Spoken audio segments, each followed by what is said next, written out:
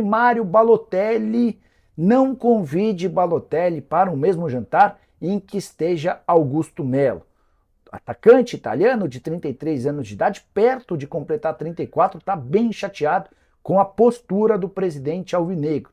Tudo porque o Corinthians, há alguns dias, deu a sua palavra de que fecharia a contratação do atleta se o negócio fosse pelos seguintes valores: R$ 1,5 milhão por mês de salário, R$ 500 mil por mês de luvas, ou seja, um pacote de R$ 2 milhões mensais, contrato de 2 anos.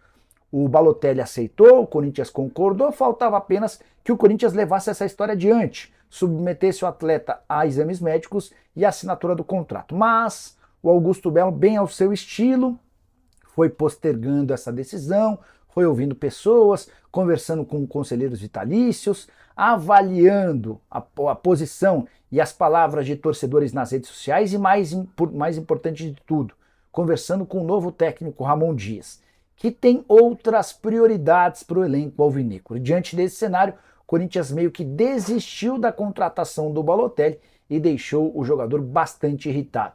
Balotelli havia afirmado para pessoas próximas que estava convencido de que viria ao Brasil, faria sucesso e voltaria a ser convocado pela seleção italiana.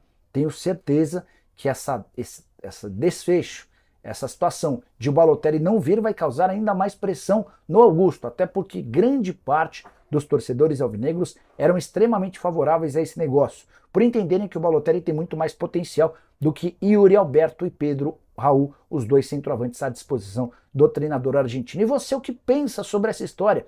Use o espaço para comentário, estou curioso para saber a sua opinião. Corinthians trouxe com exclusividade nesse sábado a notícia de que o Timão havia aberto conversas com Facundo Bernal, volante de só 20 anos de idade, tratado como uma das grandes promessas do futebol uruguaio. Ele pertence ao Defensor.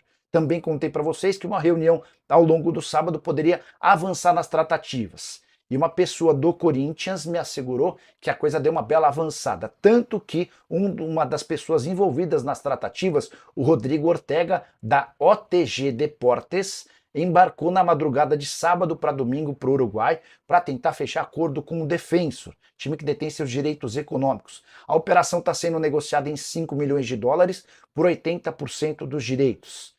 Nessa minha fonte alvinegra disse que é grande, é enorme a chance de o acordo acontecer. Ela inclusive falou em 99% de chances de o Bernal se tornar reforço corintiano nas próximas horas. O nome dos sonhos do Ramon Dias era o Cuellar. O problema é a questão financeira. O cara ganha R$ 1,2 milhões por mês livres de impostos lá na Arábia Saudita. O Bernal vai chegar para o Corinthians, se o acordo for confirmado, por cifras muito inferiores a essa e com enorme potencial de revenda. Repito, só 20 anos de idade, já estreou profissionalmente na seleção principal do Uruguai nessa temporada. É alguém visto como uma joia que precisa ser lapidada para no futuro não tão distante ser vendido para um clube importante do futebol europeu. Corinthians pretende bater o martelo nas próximas horas e qualquer novidade eu conto para vocês. Em relação a outros reforços do Timão, o Corinthians já havia inclusive apresentado o Hugo Souza, goleiro do Flamengo, empréstimo até dezembro. O Corinthians fechou a compra de Alex Santana, que vem do Atlético Paranaense por €2,5 milhões, meio-campista. Outro meio-campista já confirmado, Charles, volante que pertencia ao Midland, operação de €1,3 milhão para completar André Ramalho, que estava livre no mercado, zagueiro de 32 anos, disputou a última temporada pelo PSV, assinou contrato até 2026. Já contei para vocês que ele vai ter direito a salários na casa dos R$ 750 mil mensais. E você está animado com os reforços corintianos? Use o espaço para comentário, só não esquece de deixar like e de se inscrever no canal. A gente se encontra mais à noite com a tradicional live. Tchau!